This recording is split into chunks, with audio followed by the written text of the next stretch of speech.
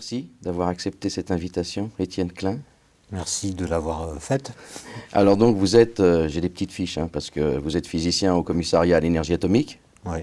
enseignant à l'école centrale, docteur en philosophie des sciences, vous êtes spécialiste de la question du temps en physique, vous dirigez le laboratoire de recherche sur les sciences de la matière à Saclay, vous êtes officier dans l'ordre des palmes académiques, vous en avez eu des prix, vous en avez reçu, participé à beaucoup de projets, vous avez écrit une quinzaine d'ouvrages, et voilà, celui-là, le nouveau, le facteur temps ne sonne jamais deux fois. Alors, je ne vais pas vous poser tout de suite la grande question, le temps existe-t-il? Mais est-ce que vous pensez que dans l'état actuel de nos connaissances, scientifiques, philosophiques, spirituelles, même religieuses, est-ce qu'on pourrait trouver est-ce qu'il peut y avoir une réponse à cette question? À la question de savoir s'il existe. Oui. Je pense que la physique peut mener à une certaine réponse à cette question. Mais en fait, la question qu'on se pose plutôt, c'est comment il existe. Oui. C'est comment est-ce qu'il existe par rapport à l'espace, par exemple. Ou comment est-ce qu'il existe par rapport aux choses. Comment est-ce qu'il existe par rapport aux phénomènes. Est-ce qu'il y a d'abord le temps et l'espace et ensuite les choses qui viennent dedans? Oui. Ou est-ce que le temps et l'espace sont une sorte de relation entre les choses, qui est donc secondaire aux choses? C'est ça. Et donc, le langage là-dessus, il me semble qu'il nous piège un petit peu, parce qu'on dit le temps. Ça veut dire qu'on désigne le temps par un substantif, Oui. un mot. Et dès lors qu'on le désigne par un substantif, se pose la question de savoir de quelle substance il est fait, ce substantif. Et en fait, le langage répond à la question en même temps qu'il la pose. Le temps, c'est une chose particulière. Et ça, c'est une des grandes questions de la physique, parce que pendant toute l'histoire de la physique, depuis, disons, Galilée, Newton, le temps et l'espace ont été pensés comme des substances. C'est-à-dire des choses qui sont déjà là, qui sont posées là, sans lien entre elles, pour ce qui est de la physique classique, comme on dit. Et puis les objets physiques, une fois que l'espace et le temps sont donnés, viennent y prendre place, temporellement et spatialement. Et aujourd'hui, ce qui est intéressant en physique, c'est qu'il y a des théories qui se construisent pour unifier les interactions, comme on dit, on en parlera peut-être, qui remettent en cause ce principe de l'autonomie de l'espace-temps par rapport à la matière.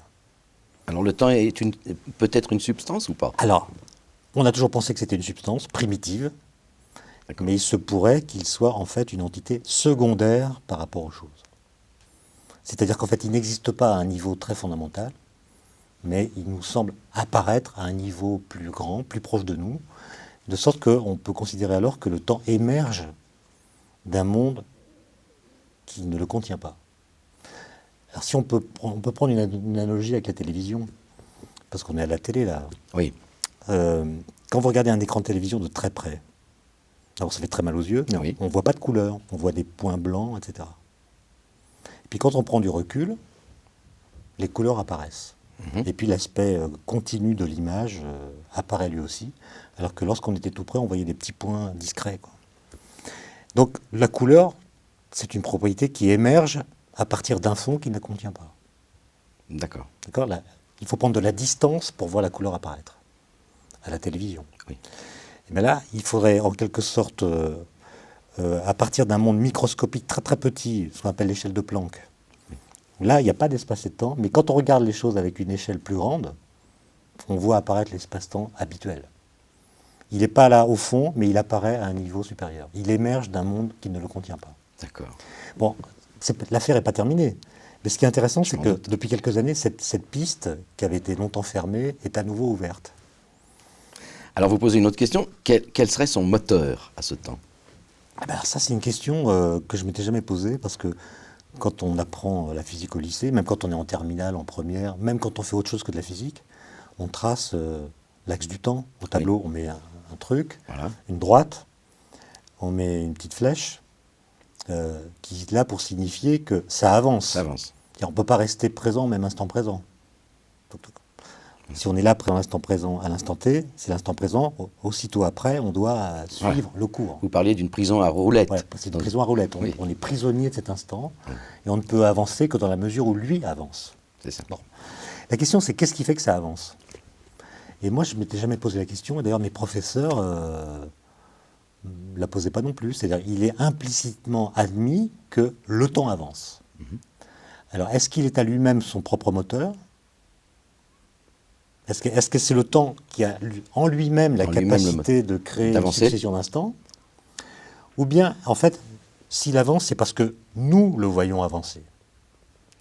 Nous sommes le moteur du temps, en fait. Alors ça, il y a des physiciens qui défendent cette thèse. Et ça reprend d'ailleurs des thèses philosophiques de Kant ou d'autres qui faisaient du temps un a priori de la sensibilité, quelque chose qui dépend du sujet. Oui. Il n'y a pas de temps dans l'univers, mais pas. nous percevons l'univers au travers d'une grille qui est en nous et qui le temporalise. La temporalité de l'univers est une projection, en quelque sorte, qui vient de notre conscience. Ah oui. Bon. Et ce qui est curieux, c'est qu'avec des arguments complètement différents, des physiciens disent à peu près la même chose. Pas tous. Ils disent que le temps ne passe pas, mais nous avons l'impression qu'il passe parce que nous parcourons ce qu'on appelle une ligne d'univers dans l'espace-temps, et c'est notre mouvement dans l'espace-temps qui crée pour nous l'impression que le temps passe. Nous sommes le moteur du temps. D'accord.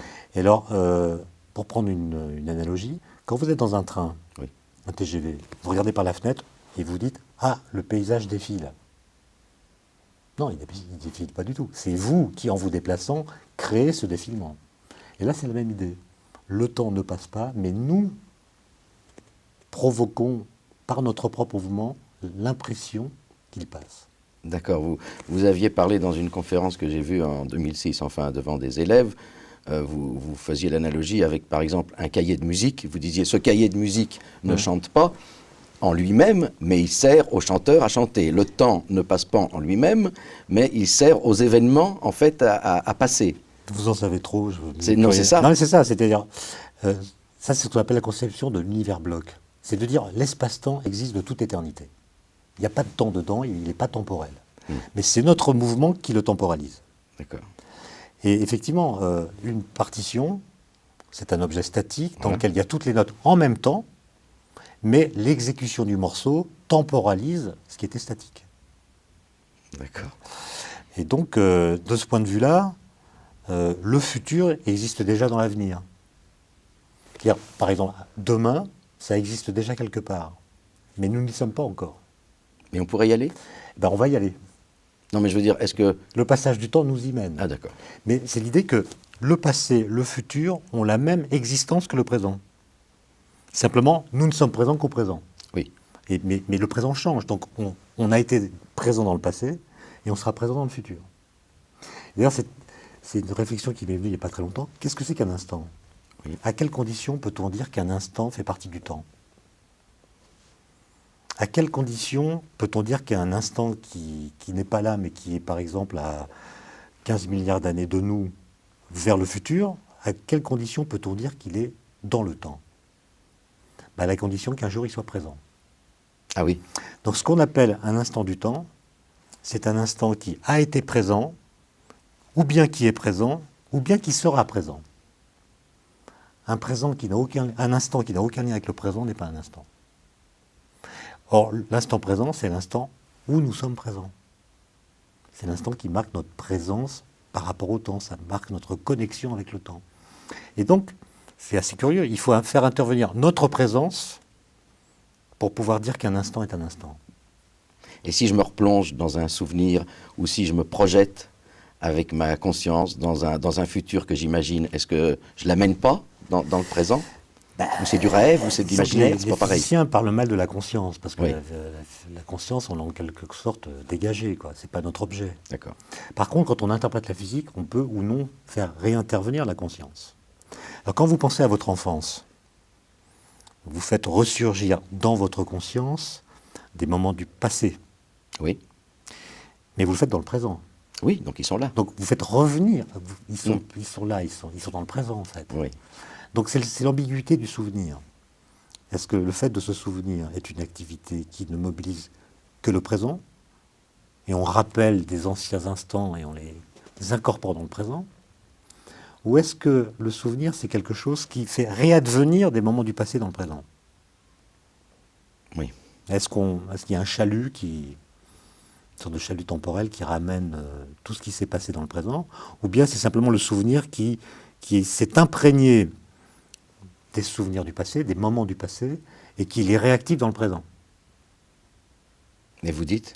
Moi, j'en sais rien. Ah oui. Moi, j'en sais rien. Bon. Moi, ce qui m'intéresse, c'est pas tellement de répondre à toutes ces questions, c'est de D'accord. voir que, au contraire, les réponses un peu rapides Oui. qu'on leur donne sont parfois problématiques. Bon. Alors, au début du livre, Le facteur temps ne sonne jamais deux fois, vous rappelez la dernière phrase de votre précédent, Les tactiques de Chronos, vous dites, qui était « Il faut apprendre à aimer l'irréversible ». Ça m'a intrigué, ça. C'est-à-dire, c'est quoi ça, apprendre à aimer l'irréversible? Ça veut dire qu'il faut accepter les conséquences du temps, il ne faut pas avoir de regrets, parce qu'il y a des choses qu'on ne pourra de toute façon pas changer. Est-ce que ça veut dire ça ou plus que ça? Moi, j'entendais par ça en disant il faut prendre acte de l'existence d'un cours du temps. D'accord. Il ne faut pas rêver au voyage dans le temps. Il ne faut pas imaginer que plus tard, ça sera mieux. Il faut donc fabriquer pour soi-même une sorte de diététique de l'instant qui passe. C'est-à-dire comprendre que chaque instant qu'on vit, chaque instant présent est inédit. Oui. Dans cet instant, on peut répéter des choses qu'on a déjà faites. Oui. Donc ce qui se passe dans le temps n'est pas forcément inédit. D'accord. Mais l'instant est inédit. Oui. D'accord, l'instant est inédit. Et il est vrai qu'en écrivant le livre d'avant, j'étais certain de ne plus jamais travailler la question du temps, parce Oui. que d'abord ça m'a coûté beaucoup de temps, d'énergie. C'est pas un sujet facile. On n'est jamais très sûr de soi quand on écrit sur le temps. Et j'avais l'impression d'avoir dit tout ce que je pouvais dire à propos de cette question. Et puis les années passant, j'ai assisté à des colloques, j'ai entendu des conversations, et je me suis rendu compte que ce mot irréversible était ambigu. Parce qu'on confond, dans le langage en tout cas, l'irréversibilité du temps et l'irréversibilité de ce qui se passe dans le temps. Et je voulais voir si la physique cautionnait cette distinction, ou si au contraire, cet amalgame, ou si au contraire elle faisait la distinction entre le temps lui-même et les phénomènes temporels. D'accord. Et c'est ça qui m'a amené D'accord. à écrire ce deuxième livre sur le temps. Mais là, c'est le dernier. Le temps passé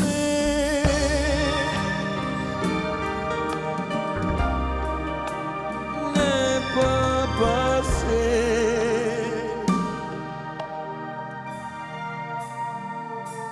Inaperçu.